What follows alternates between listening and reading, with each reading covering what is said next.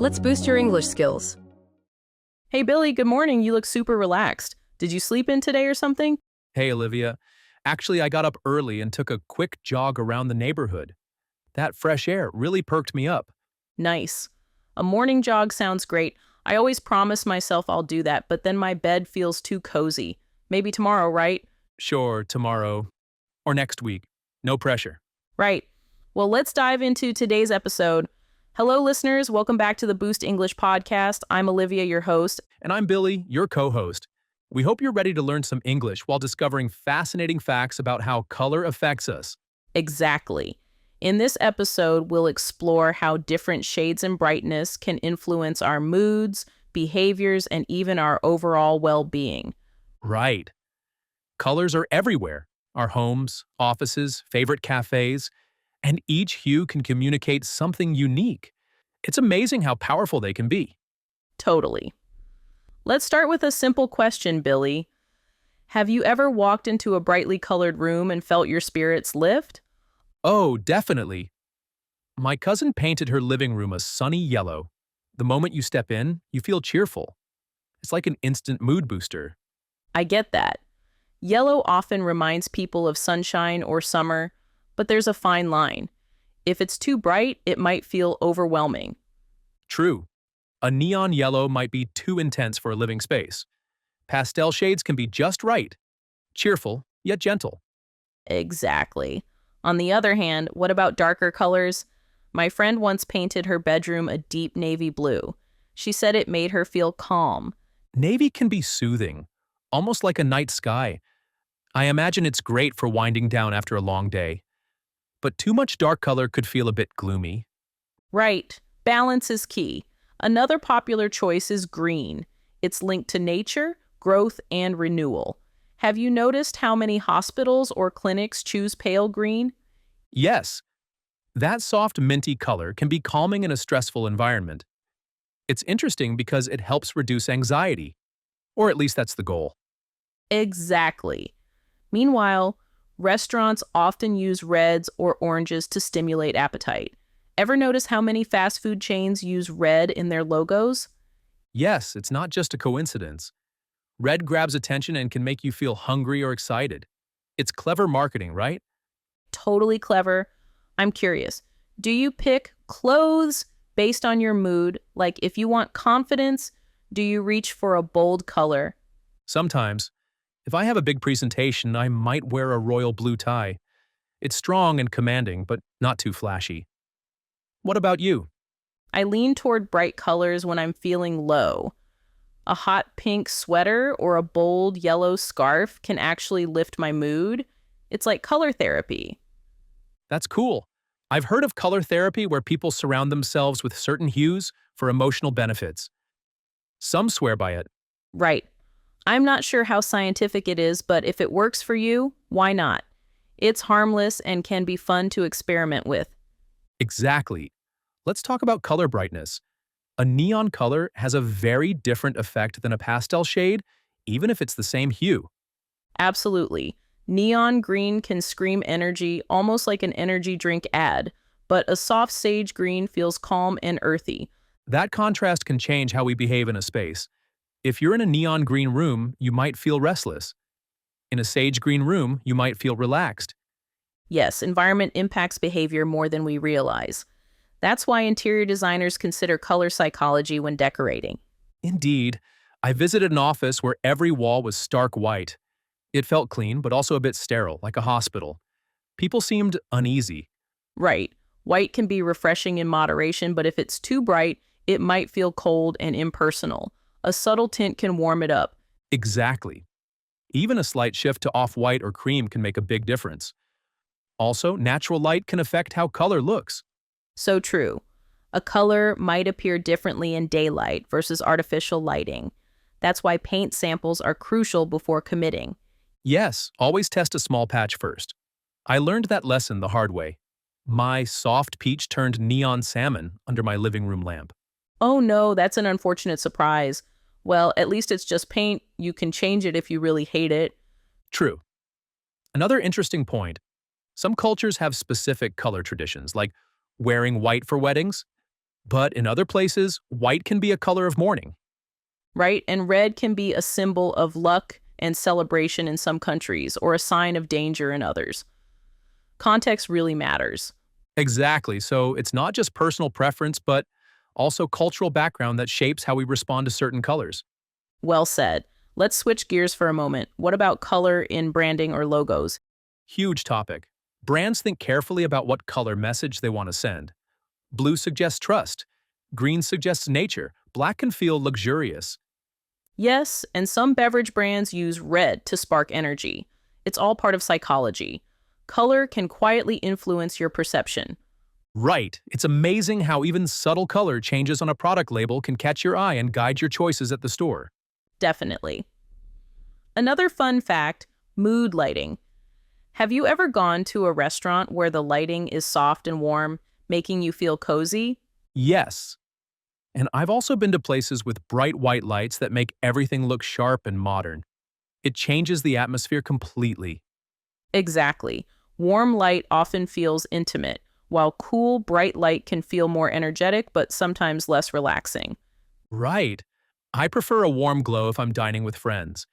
It feels more inviting, like we can unwind and chat. Same here. Now, about technology. Many devices let you shift the screen's color tone at night, reducing blue light to help you sleep better. I use that feature all the time. My eyes feel less strained, and I think it helps me relax before bed.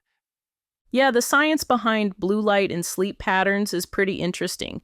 It shows how even the color of light can affect our biology. Right. So, color isn't just an aesthetic choice. It can physically impact us. This is why some people set different lighting modes at home, depending on the time of day. Exactly. I've seen people use a bright white in the morning to wake up and a dim amber light at night to unwind. That's a good system. Let's talk about unusual color choices. Have you ever seen someone's home painted entirely black? I have, actually. It's rare, but some folks go for an ultra modern, edgy look. It can be chic, but it might feel a bit dark for everyday living. I agree. A black accent wall can be dramatic, but if the entire place is black, it might feel claustrophobic. Still, it's a personal choice. Right. People have different tastes and comfort levels with intensity. Some thrive in bold spaces, others prefer neutrals. Exactly, and neutrals don't have to be boring. You can add texture or patterns, plus a pop of color here and there. That's the beauty of design. A little creativity with color can transform a room from drab to inviting without overwhelming you. Right. Moving on.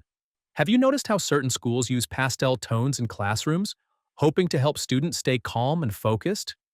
Yes, harsh colors might be distracting for kids, while soft hues can create a more relaxed learning environment. It makes sense. If the walls were bright red, the students might get jittery, right? Very likely, color can influence students' emotional states, which affects how well they learn or pay attention. Exactly. Another thought, some people swear that wearing certain colors can attract specific types of energy or luck. Do you believe that? I'm open to the idea that color can shift your mindset, which might then affect your luck indirectly. But as for literal magic, not sure. Fair enough. A friend of mine always wears green when he's gambling. He says it's his lucky color. Maybe it's just confidence. Confidence can help in gambling, that's for sure. If green works for him, then why not? It's harmless. Exactly. It's all about the placebo effect sometimes. If you feel good, you might perform better. Right. Now let's consider seasonal colors. In fall, we see warm browns, oranges, and reds. Do they make you feel cozy? Definitely. Those autumn shades remind me of changing leaves and pumpkin spice. They create a comforting vibe. Yes. And in winter, we might see cooler tones like icy blues or frosty whites that reflect the colder weather. It's interesting how each season has a palette. True, spring has soft greens and pinks, symbolizing new growth. Summer often brings bold yellows and blues for sunshine and sky. Exactly. Nature itself changes color, and we mirror that in our fashion and decor. Right? It's a cycle that repeats every year. Now let's talk about extremes. Have you seen that pink, Barbie shade that's trending lately? Yes, it's super bright. Some people love it because it's playful and nostalgic. Others find it too loud. Definitely a statement color. For sure. I don't think I could paint a wall with it, but maybe a pillow or a small accent would be fun. Agreed? A little goes a long way. That's the lesson with intense colors. Balance them with neutrals. Right. Another question. Do you think color can really change your appetite? Some diet experts suggest using blue plates to eat less. I've heard that. The idea is that blue is rare in natural foods, so it might reduce hunger signals. But I'm not entirely sure about the evidence. Yeah, I'd need to see more research. Still, I might try it just to see if it works. Can't hurt to experiment. True, blue plates won't do any harm. Another angle is color coding our tasks or schedules. Some people highlight important to-do items in bright colors. I do that with sticky notes. Pink for urgent, yellow for moderate tasks, green for ideas. It helps me prioritize visually. Good system. We're visual creatures, so color coding can make our workflow smoother. It's a simple productivity hack. Definitely. Now, let's tackle a few advanced words and phrases we've used in case our listeners want a quick review. Good idea. We said aesthetic choice, meaning a choice based on beauty or visual appeal rather than practical function. Right. Another term was sterile, which we used to describe a white room that felt too cold or clinical. Exactly. Also, we use the word intense to talk about very strong or bright colors, like neon shades can be intense. Yes. And we talked about hue, which simply means a color or shade of a color. Right. Another phrase we used was color therapy, referring to the idea that certain colors can improve emotional or mental well-being. We also mentioned mood lighting, which is lighting designed to create a particular atmosphere or feeling. Yes, very important in restaurants and homes. Another interesting term was palette, which can mean a range of colors used together, often in art or design. Exactly. We also said pop of color, meaning a small but bright element in an otherwise neutral or less colorful space. Right? That can be in clothing, interior design, anything really. And we touched on the idea of color coding, which is using colors to organize information. Yes, that's a practical tool for scheduling or categorizing. Another word, overwhelming. That means something is too strong or intense to handle comfortably. Good. And we said bold to describe strong, vivid colors or styles that make a big statement. Exactly. Finally, we use the word neutral a lot, meaning colors that aren't very strong or bright, like beige, gray, or cream. That covers most of the key terms.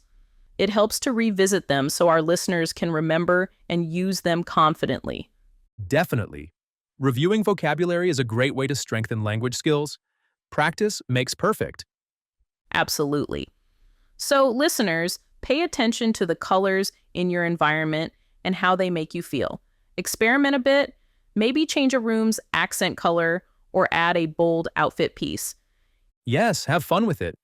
You never know how a new hue might inspire you or boost your mood. It's a simple way to brighten your day, literally and figuratively. Precisely. Well, that's all for today's episode on the Boost English podcast. We appreciate you spending time with us. We hope you learned something about color psychology and picked up new English words and phrases. Remember to subscribe for more episodes. Yes, keep practicing, stay curious, and enjoy the world of colors around you. I'm Olivia. And I'm Billy. Thanks for listening, and we'll catch you next time.